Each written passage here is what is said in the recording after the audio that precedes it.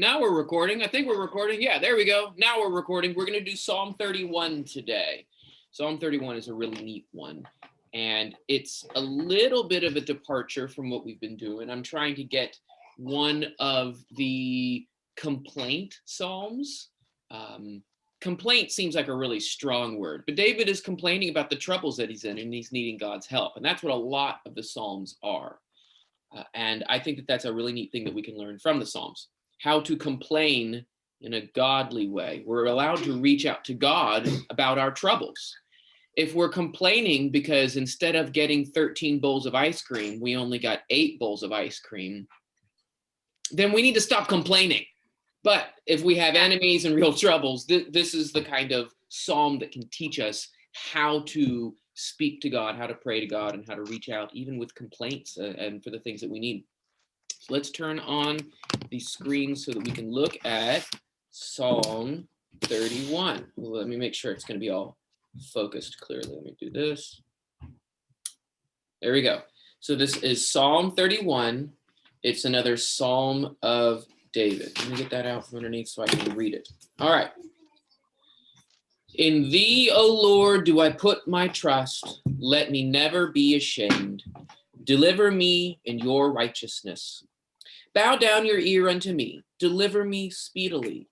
Be thou to me a strong rock, a house of defense to save me. For you are my rock and my fortress. Therefore, for your name's sake, lead me and guide me.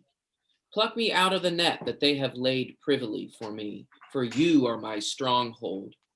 Into your hand I commend my spirit. You have redeemed me, O Lord, thou God of truth.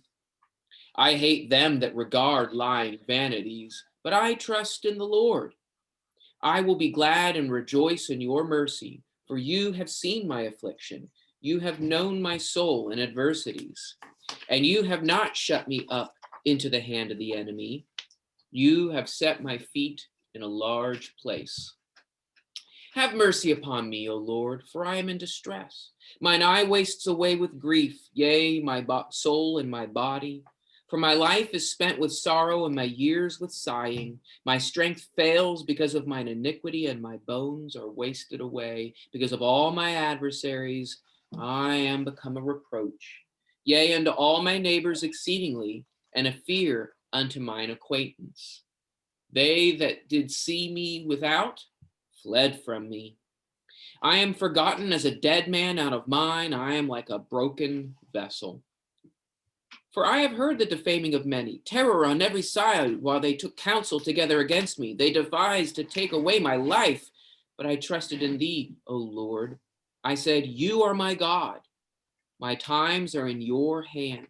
Deliver me from the hand of mine enemies and from them that persecute me. Make your face to shine upon your servant. Save me in your loving kindness. Let me not be ashamed, O Lord, for I have called upon thee. Let the wicked be ashamed. Let them be silent in Sheol. Let the lying lips be dumb, which speak against the righteous insolently with pride and contempt. Oh, how great is thy goodness, which you have laid up for them that fear thee, which you have wrought for them that put their trust in thee before the sons of men. In the covert of your presence shall you hide them from the plottings of man. You will keep them secretly in a pavilion from the strife of tongues. Blessed be the Lord, for he has showed me his marvelous loving kindness in a strong city. As for me, I said in my haste, I am cut off from before your eyes. Nevertheless, you heard the voice of my supplications when I cried unto thee. Oh, love the Lord, all you his saints. The Lord preserves the faithful and plentifully rewards the proud doer. Be strong and let your heart take courage, all ye that hope in the Lord. Okay. Let those words sink into your skull. Think about them for a few moments. That was a long one. There's a lot of ideas in there. And so I'm about to ask the question that I always ask. Think about it for a second. What was that psalm about? Or what does that psalm make you think about? Or how does that psalm make you feel? I mean, should I say that louder? Who said that? I couldn't hear you. Do you think I should say what I just? Yeah, say it again if you don't mind. Like what I thought was that last verse. I think it reminded me a bit of Joshua, like be strong and take courage. That's a good connection. Be strong and let your heart take courage, all you that hope in the Lord. That's a cool connection. I didn't think of that. I'm going to write Joshua down there. Any other thoughts? We're studying Joshua right now in our Bible class. Yeah, this psalm is kind of neat the way it ends with that. I wonder if David was thinking of Joshua. What other thoughts? What other connections? I also, when it says in verse 3, you lead me and guide me, it also reminded me of wandering in the wilderness when God was leading them through the wilderness with the cloud and the pillar. Yeah, that's a cool connection. Here's a fun one. Did David, I don't know if he wandered in the wilderness. Did David wander in the wilderness some? When he was running away from Saul? He wasn't necessarily wandering like he was lost, but David had some time like that. What else? Mr. Dan? Mm-hmm. At the end there, it reminded me of a song that I sometimes sing in Bible class. Yeah. That's great.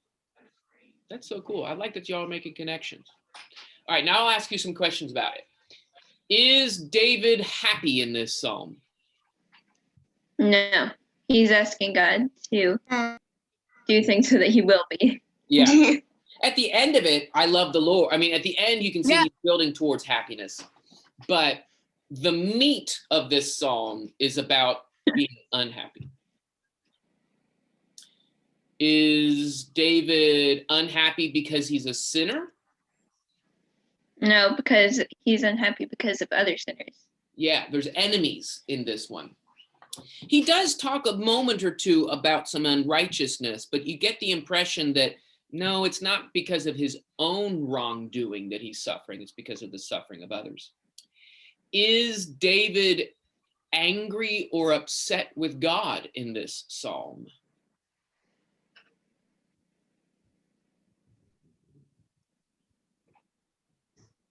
I don't think he is in this psalm. Did you know that there are some psalms? There's some times when people go, God, where are you? And how long? And what's going on? No.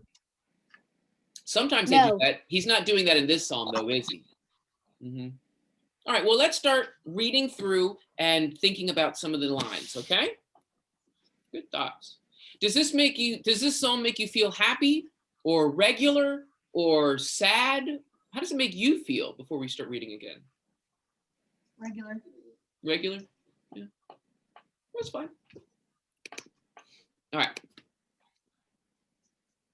All right, let me get some space here so I can write and do this. Okay. In thee, O Lord, do I put my trust. Let me never be ashamed. Deliver me in thy righteousness. Bow down your ear unto me. Deliver me speedily.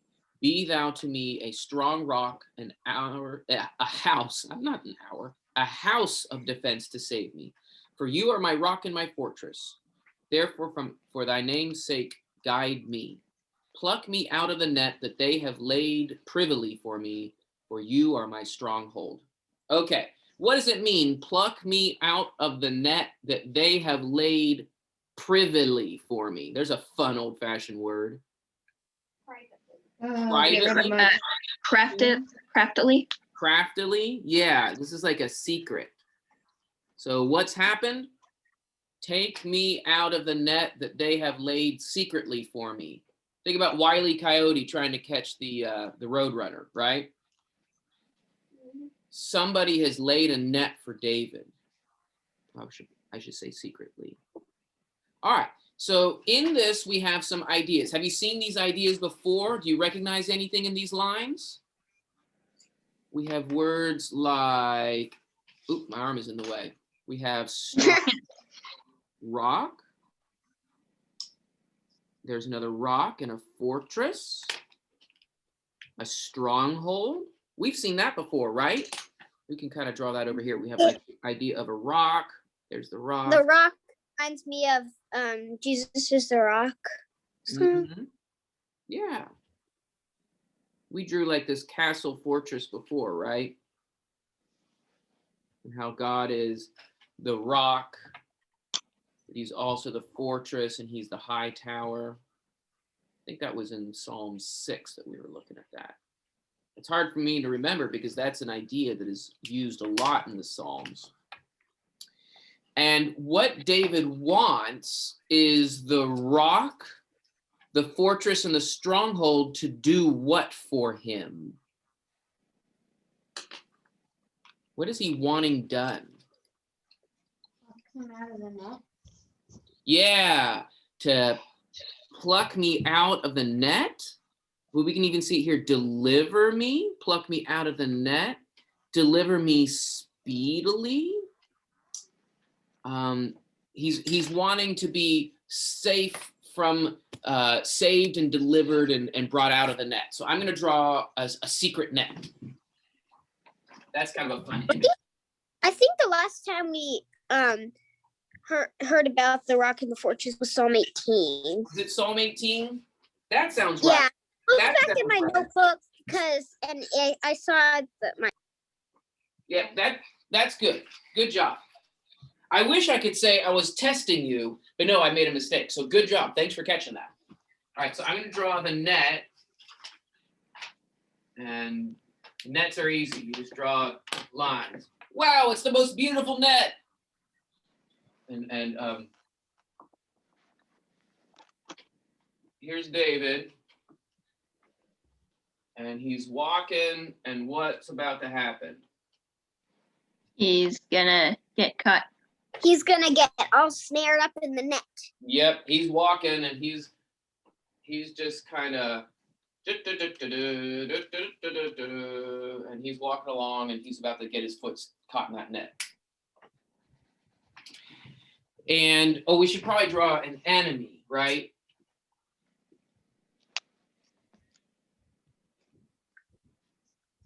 I had the net Behind kind of bushes. attached to it.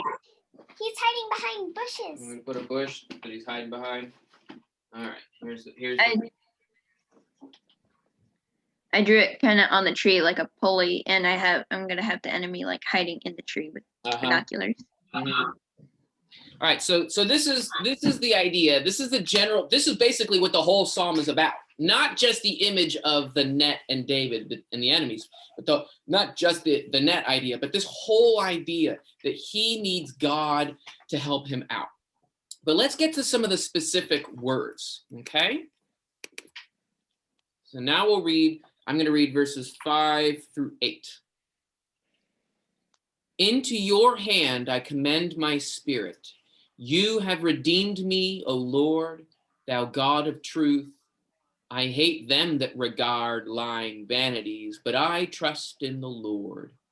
I will be glad and rejoice in your mercy, for you have seen my affliction. You have known my soul in adversities, and you have not shut me up into the hand of the enemy. You have set my feet in a large place. Is there anything here that you recognize or that you think is interesting? Set my feet. A large place remain.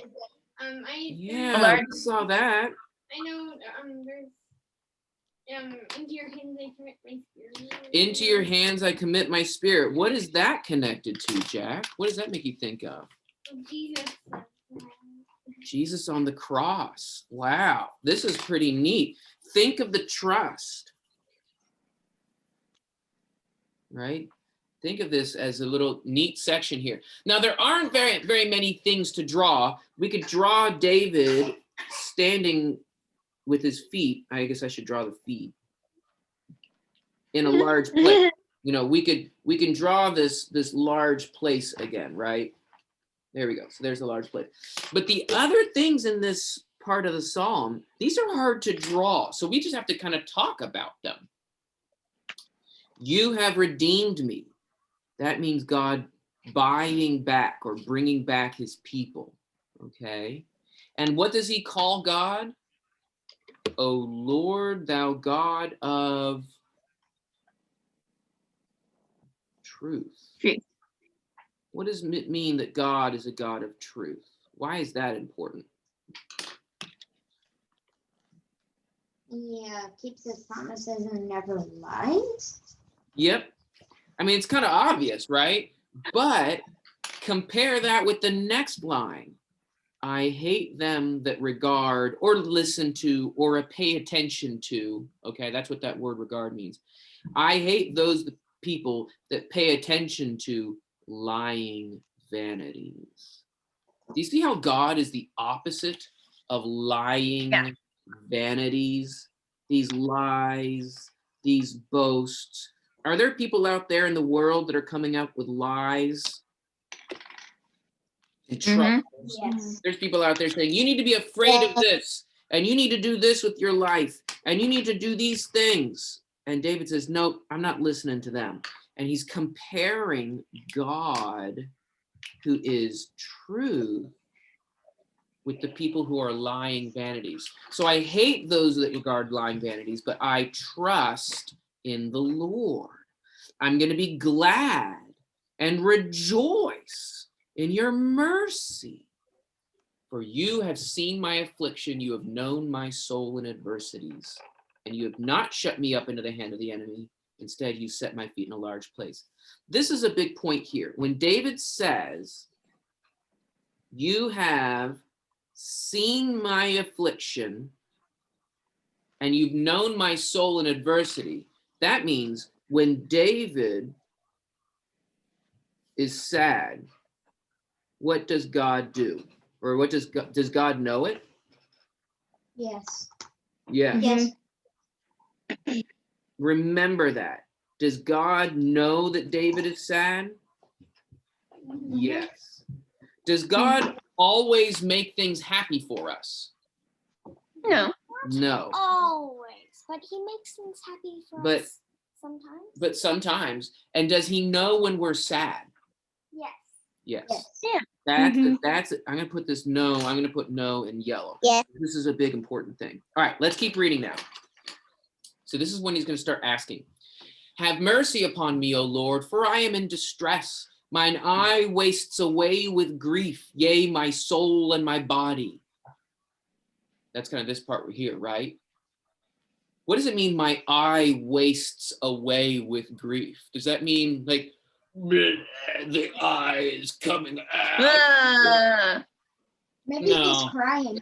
Cry just means crying, but even that idea that his eyes are wasting away and they're draining away, even his whole body. Have you ever been so sad that your body hurt?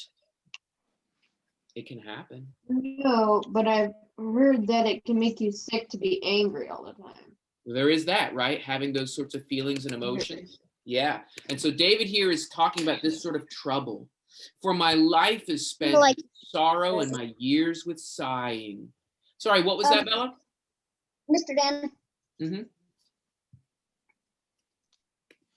Yeah.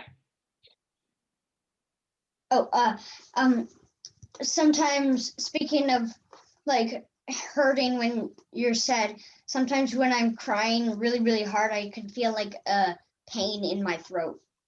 Yeah, that kind of thing. Exactly. And so that's what David's dealing with, right?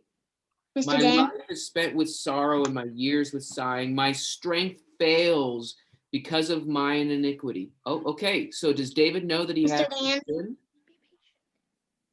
Yep. What was that?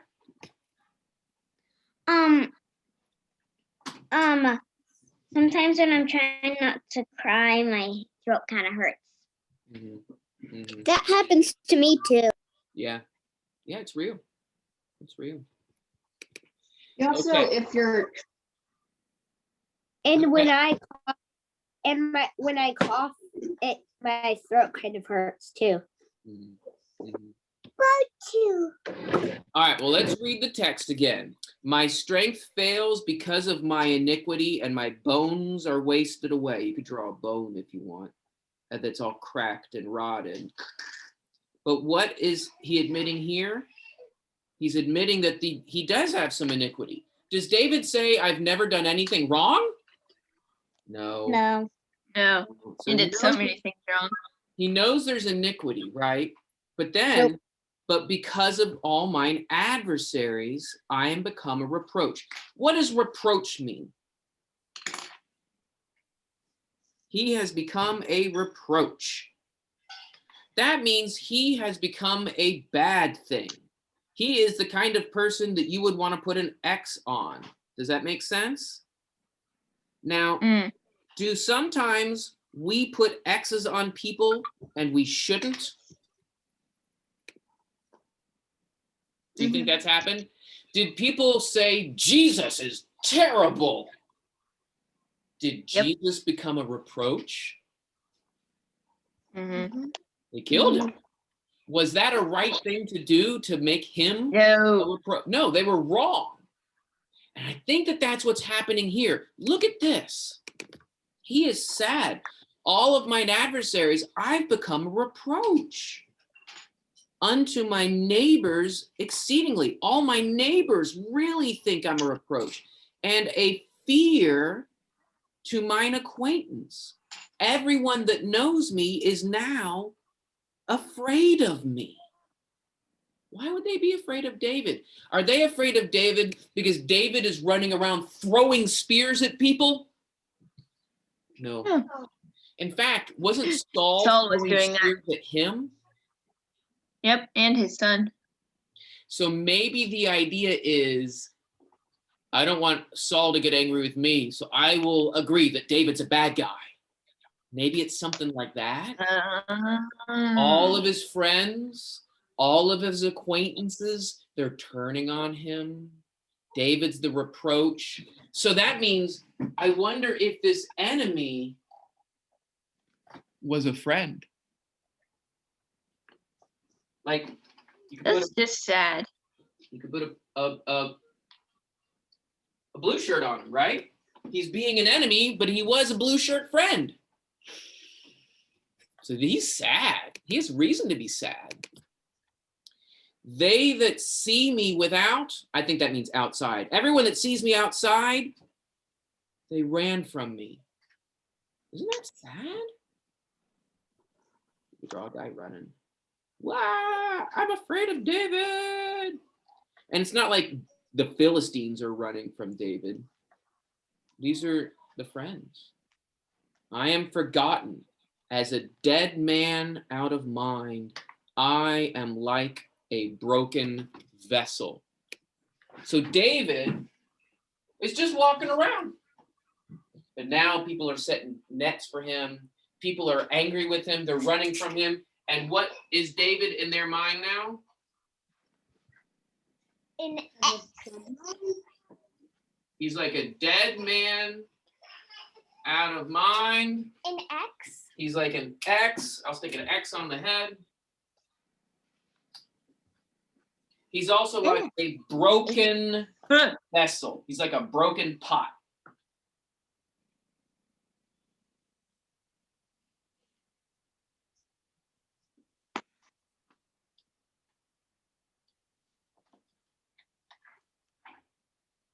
So how long is this pot gonna last with that kind of a crack in it? Ooh. Like maybe Not. It's not. It's gonna. It's 1 second. 1 second. right. You know, it actually kind of looks like a scary face. It reminds me of the parable or something. I don't remember what it was, but like, yeah, I think it was probably a parable. He was saying like, there's this wonderful fountain, but you guys are drinking out of dirty, broken. The broken cisterns, yeah. What? Yeah.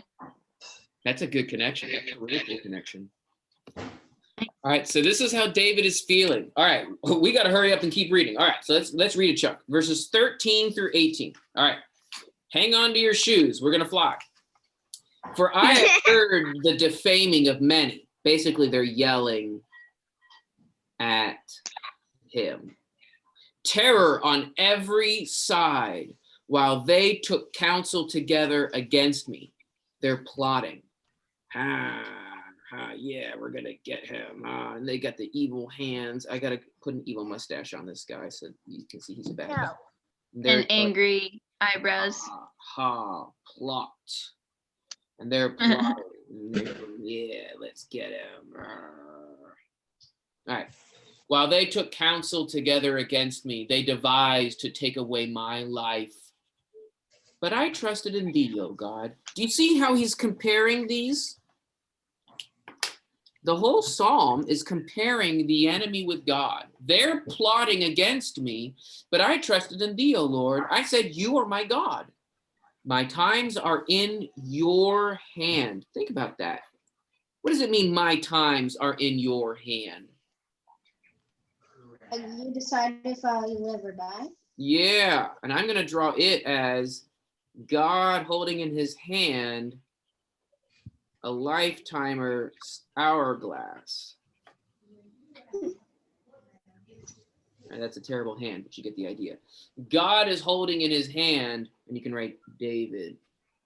David's hourglass. God knows David's time. Deliver me from the hand of my enemies. Oh, look at the double hand. My time is in your hand, so deliver me from their hand and from them that persecute me. Make your face to shine upon your servant. Have you ever heard that line before? We're going to see this one a lot in the Psalms, that God's face, just the shining of his face, is what we need. When God's face shines on us, we can be okay and we will survive. Make your face to shine upon your servant. Save me in your loving kindness.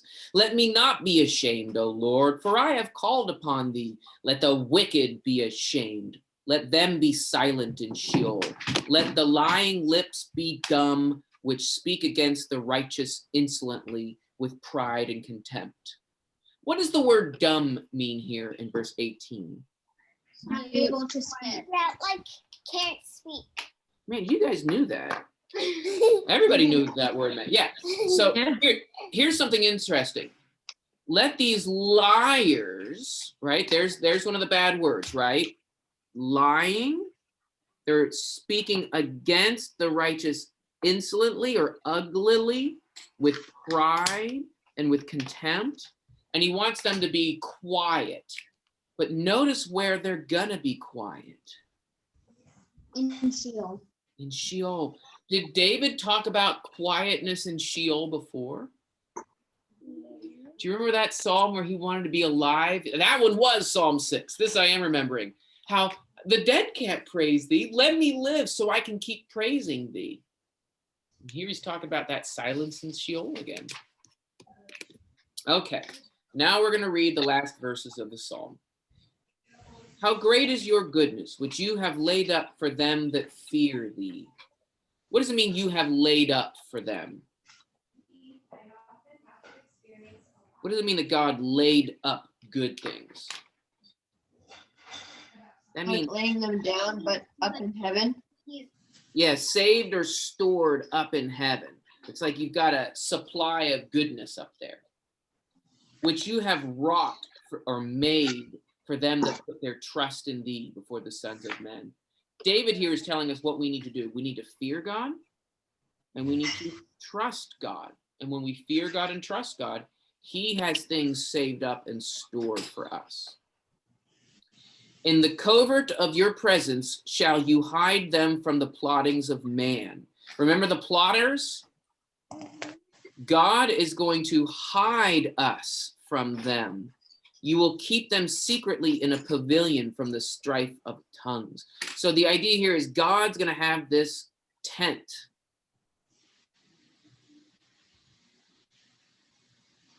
And if we are in God's tent, we will not be caught up by all their plottings, the strife of tongues. Do you want people yelling at you and arguing with you all the time? No. Basically, it's safe there. Yes, it's safe in God. I'll put a sign up here that says with a flag, God's tent.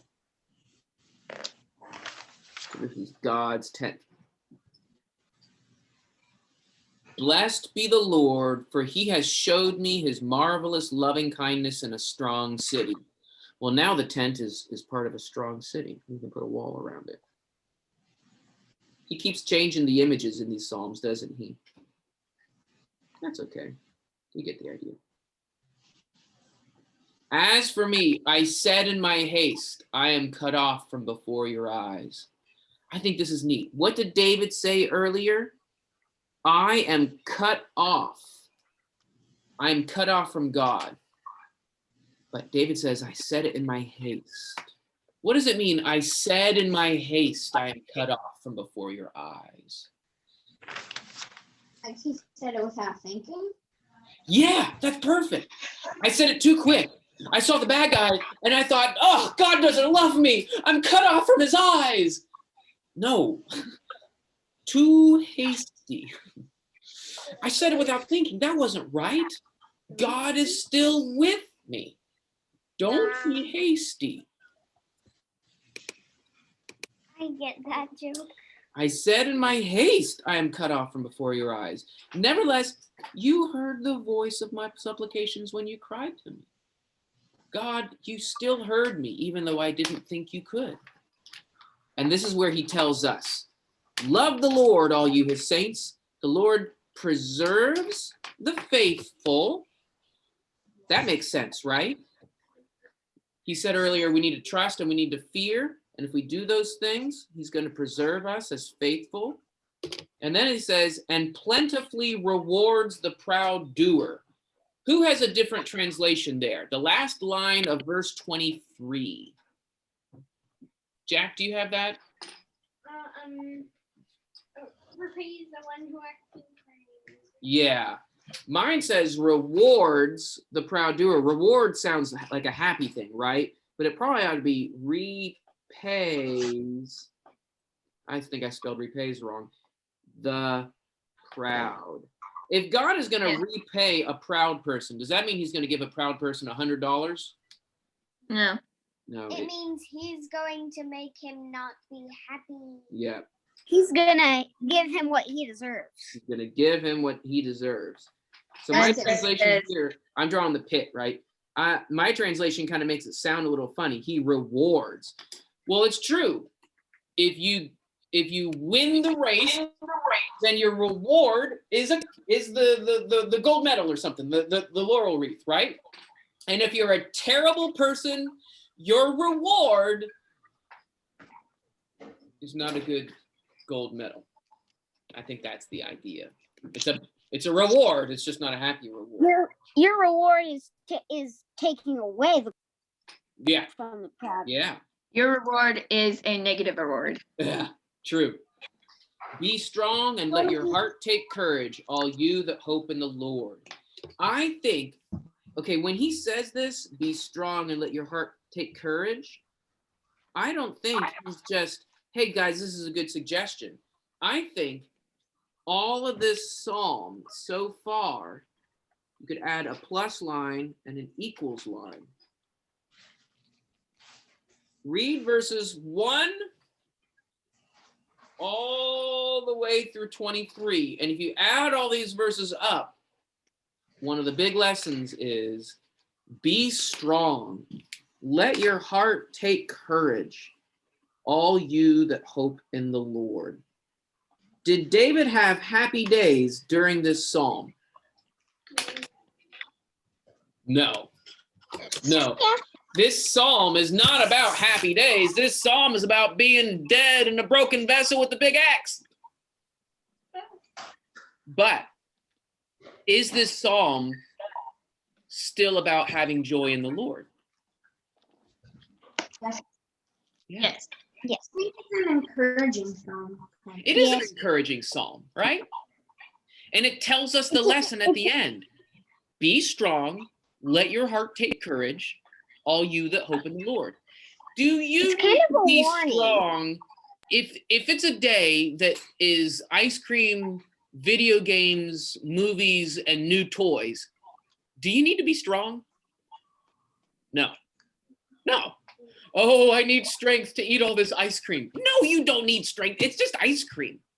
So if the instruction is be strong, it means it's because you're having a rough day, right? I need strength because there's no ice cream. Yeah. What? Okay, well, we need to be a little bit tougher than that. Oh, I don't like oatmeal. Give me strength. No, you just need to eat your oatmeal. This is about, Maybe a little kid would need help with that. yeah, maybe true. This is about when we're afraid because there are liars, when we are afraid because people aren't telling the truth about us. Maybe if we have friends that aren't treating us as friends, people who are acting like they're afraid of us or don't want to be around us. Those are hard feelings. Those are rough times. And even kids have stuff like that. That's what this psalm is about, how we can take courage and not have to be afraid of being a skull. Yeah. All right, do you guys have any questions or thoughts before we close? Thanks, Mr. Dan. Thank you. Cool. Thank you. Thanks, guys. This was fun. I hope it's a good Thank psalm. you. Take your time and read it again. I think you'll learn a lot. See you later, guys. Bye. Bye.